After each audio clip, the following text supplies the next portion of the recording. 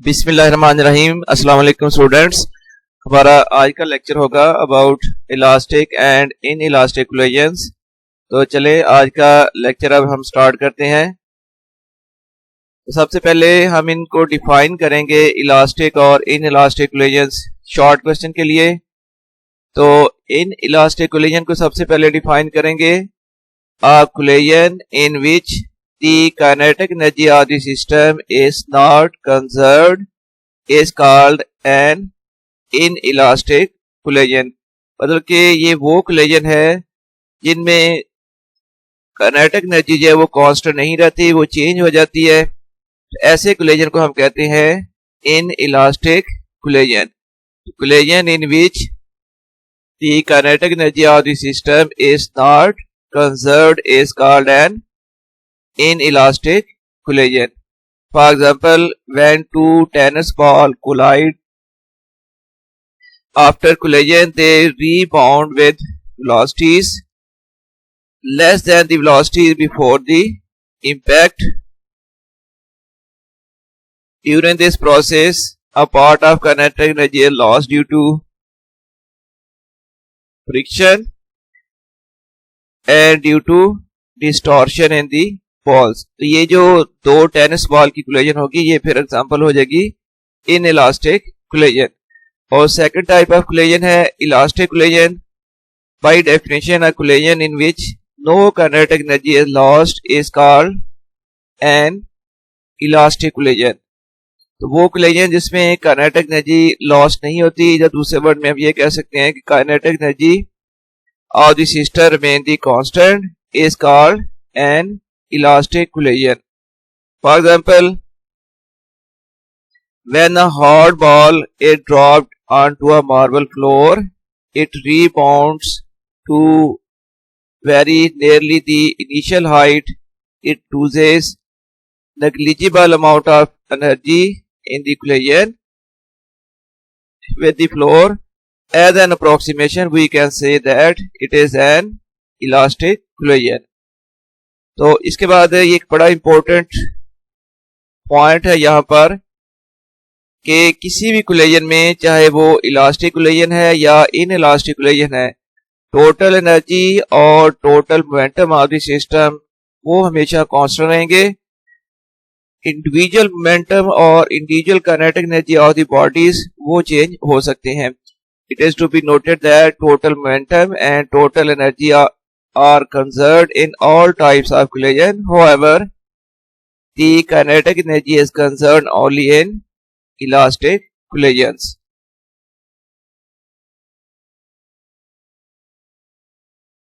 इसके बाद ये एक लॉन्ग क्वेश्चन है, basically elastic collision in one dimension, और इसके लिए हमने मैथमेटिकल एक्सप्रेशन फाइंड करनी है और ये as a long question paper में आएगा। इसी तरह आपने इसको तैयार करना होगा। तो consider two smooth non-rotating balls of masses m1 and m2 moving along the same straight line in same direction with velocity v1 and v2। तो दो बॉल्स हैं जिनके मैसेज m1 और m2 है और वो एक ही स्ट्रेट लाइन में मूव कर रही है वेलोसिटी v1 और v2 के साथ। और इलास्टिक कोलिजन के बाद इनकी वेलोसिटीज हो जाती हैं v1 डैश और v2 dash. So they collide and after collision they move in the same straight line without rotation. Let their velocities after collisions be v1 dash and v2 dash। तो हम यहाँ पर दो laws apply करेंगे। सबसे पहले by law of conservation of momentum. According to law of conservation of momentum, total momentum before collision is equal to total momentum after collision. इस system का बिफोर कोलिजन मोमेंटम हो जाएगा m1 v1 plus m2 v2 और after collision इस system का total momentum हो जाएगा m1 v1 dash plus m2 v2 dash. इसके बाद अब ये करें कि ये m1 v1 डैश वाली जो टर्म्स है इनको हम लेफ्ट साइड में ले आते हैं सिंप्लीफाई करने के लिए। नेक्स्ट टाइम फिर आ जाएगा m1 v1 minus m1 v1 dash equals to, और ये जो M2V2 वाली टर्म है इसको हम राइट साइड में ले गए हैं, तो इक्वल्स टू आ गया M2V2 डैश माइनस M2V2। और अब लेफ्ट साइड से M1 कॉमन कर लें। जब M1 कॉमन कर लेंगे तो ब्रैकेट में आ जाएगा V1 minus V1 dash equals to फिर आ जाएगा M2 common V2 dash minus V2। तो ये बन जाएगी इक्वेशन नंबर 1। और इसके बाद हम यहां पर अप्लाई करेंगे law of conservation of kinetic energy. चूंकि ये एक इलास्टिक कोलिजन है, तो अभी हमने डिफाइन किया था कि इलास्टिक कोलिजन के अंदर total kinetic energy of the system remain the constant. So as the collision is elastic, therefore kinetic energy is conserved. So therefore total kinetic energy before collision should be equals to total kinetic energy after collision. अब kinetic energy का formula होता है half M B square, और ये body जिसका mess m1 है और इसकी वेलोसिटी v1 है, तो इसकी काइनेटिक एनर्जी हो जाएगी half m1 v1 square, plus second body जिसका मैस m2 है वेलोसिटी v2, तो इसकी काइनेटिक एनर्जी हो जाएगी हाफ m2 v2 स्केयर। तो total energy before collision, total energy of the system before collision आ जाएगी half m1 v1 square plus half m2 v2 square. और इसी तरह आफ्टर कोलिजन फर्स्ट बॉल की काइनेटिक एनर्जी आ जाएगी half m1 v1 dash square plus second ball की body की काइनेटिक एनर्जी आ जाएगी half m2 v2 dash square. तो ये हम conservation of kinetic energy apply करेंगे क्योंकि ये एक इलास्टिक कोलिजन है। तो therefore total kinetic energy before collision is equal to total kinetic energy after collision, half m1 v1 square plus half m2 v2 square equals to half m1 v1 dash square plus half m2 v2 dash square। इसके बाद ये किया है कि both side में हर term के साथ half multiple था, 1/2 मल्टीपल है, इसको कैंसिल कर देंगे। तो इसके बाद कैंसिल होने के बाद m1 v1 square plus m2 v2 square equal to आ जाएगा m1 v1 dash square plus m2 v2 dash square.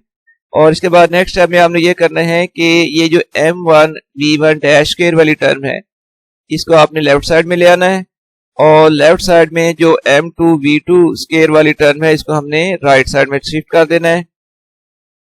तो फिर m1 v1 square minus m1 v1 dash square equal to आ जाएगा m2 v2 dash square minus m2 v2 square.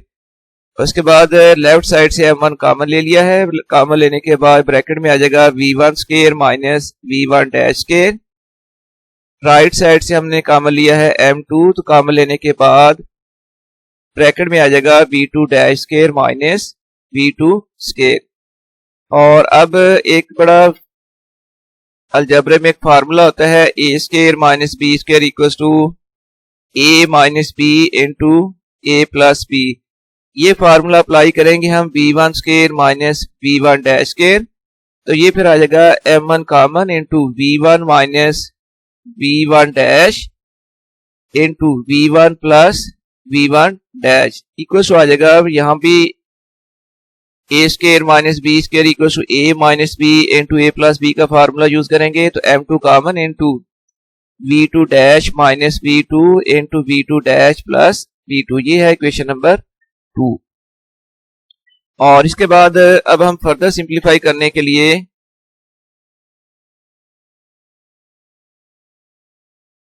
Dividing equation 2 by equation 1, equation 2 को अब equation 1 से divide करेंगे further simplification के लिए। m1 into v1 minus v1 dash into v1 plus v2 dash, और division में ये इक्वेशन 1 की लेफ्ट साइड आ जाएगी m1 into v1 minus v1 dash, और इक्वल्स टू में आ जाएगा m2 into v2 dash minus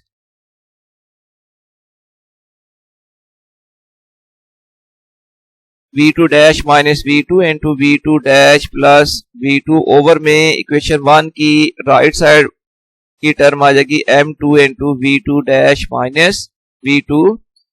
इसके बाद ये किया गया है कि m1 न्यूमिनेटर और डिनोमिनेटर से कैंसिल हो गया, v1 माइनस v1 डैश ये कैंसिल हो गया, राइट साइड से m2 कैंसिल हो गया और v2 dash minus v2 over v2 dash minus ये कैंसिल हो गया। तो कैंसिलेशन के बाद फिर v1 plus v1 dash equal to आ जाएगा v2 dash plus v2। Next time में आप ये करें कि ये जो v2 वाली टर्म है राइट साइड में, इसको लेफ्ट साइड में ले आते हैं, क्योंकि ये दो वेलोसिटीज एक तरफ हो जाएगी। बिफोर कोलिजन की जो दो वेलोसिटीज हैं इनको लेफ्ट साइड में शिफ्ट कर दिया और आफ्टर कोलिजन जो दो बॉडीज की वेलोसिटी है इनको हम राइट साइड में ले जाएंगे। तो फिर v1 minus v2 equal to आ जाएगा v2 dash minus v1 dash. तो v1 minus v2 equal to right side से अगर माइनस कॉमन ले लें तो फिर ब्रैकेट में आ जाएगा माइनस v2 डैश और ये जो माइनस v1 डैश था अब ये हो जाएगा plus v1 dash. v1 minus v2 equal to आ जाएगा माइनस इंटू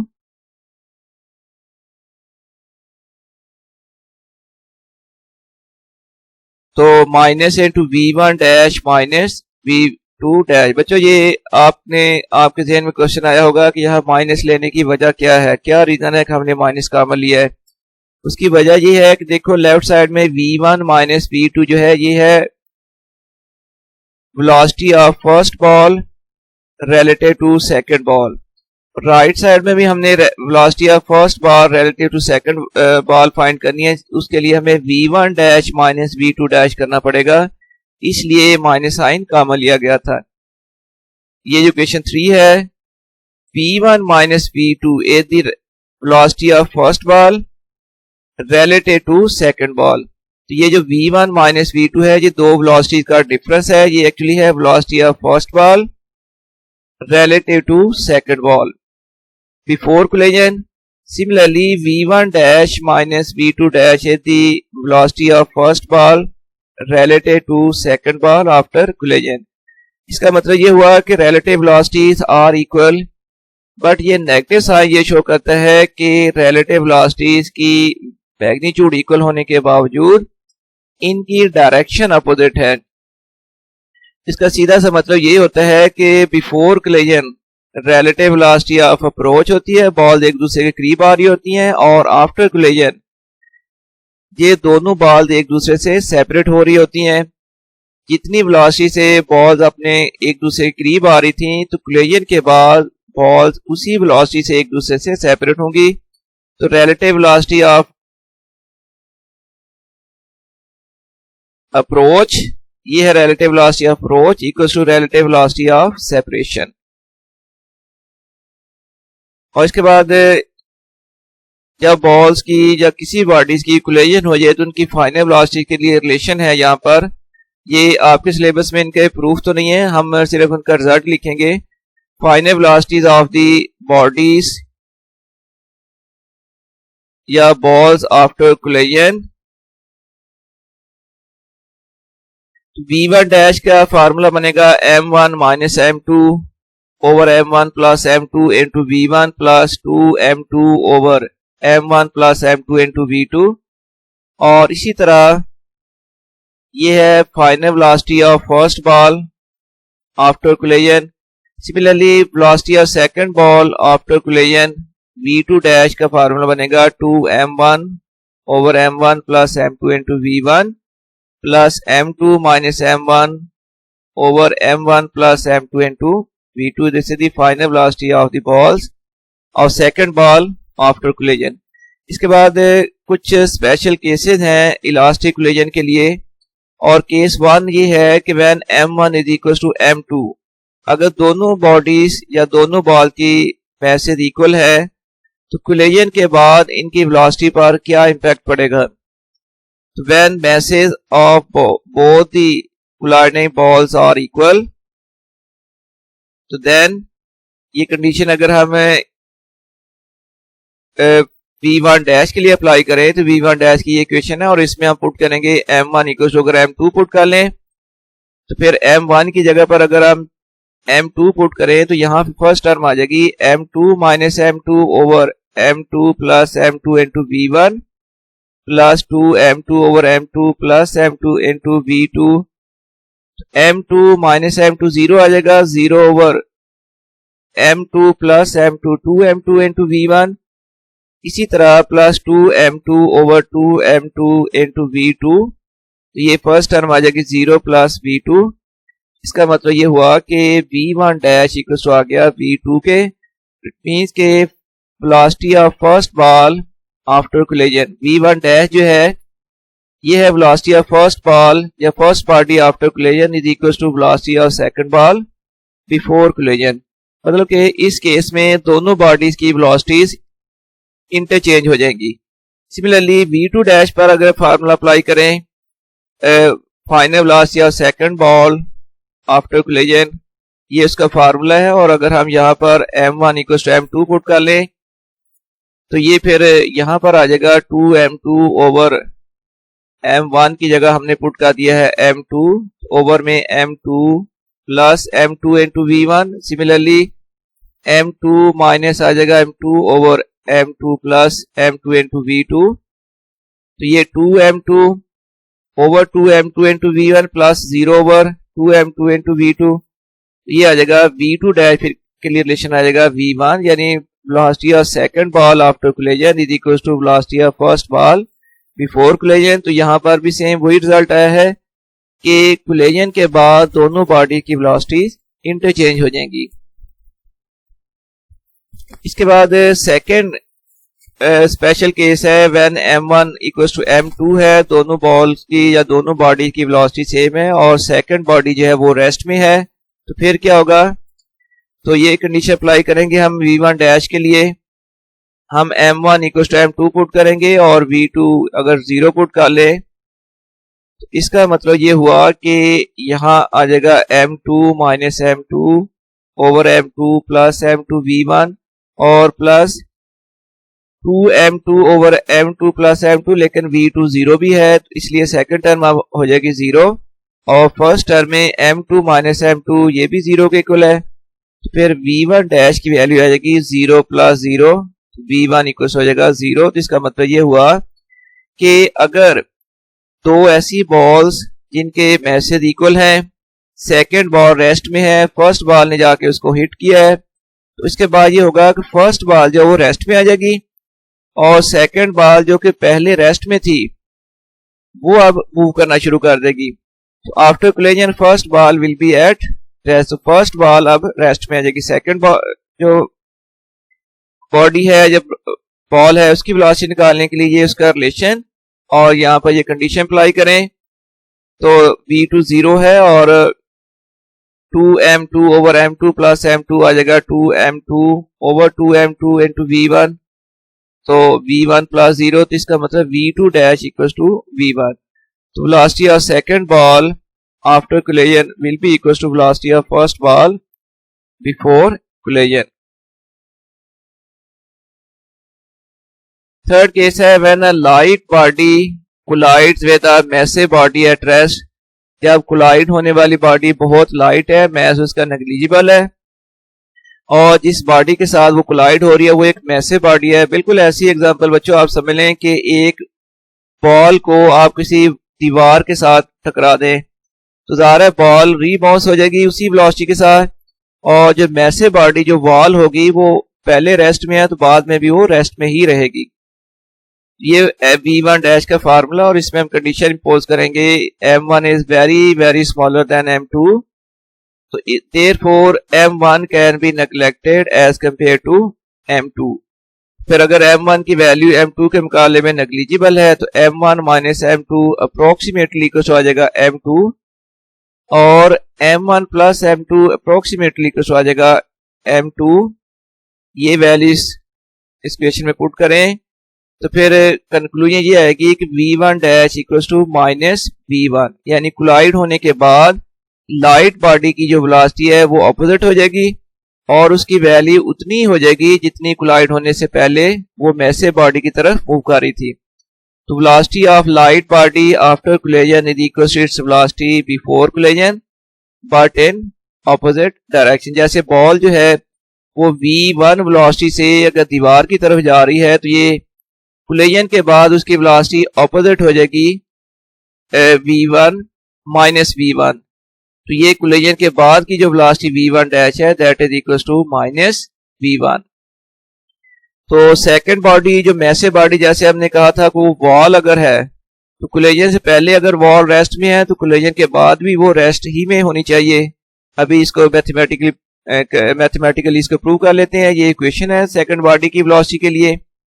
कंडीशन वही अप्लाई करेंगे, m1 is very very smaller than m2 और v2 0 पुट करें।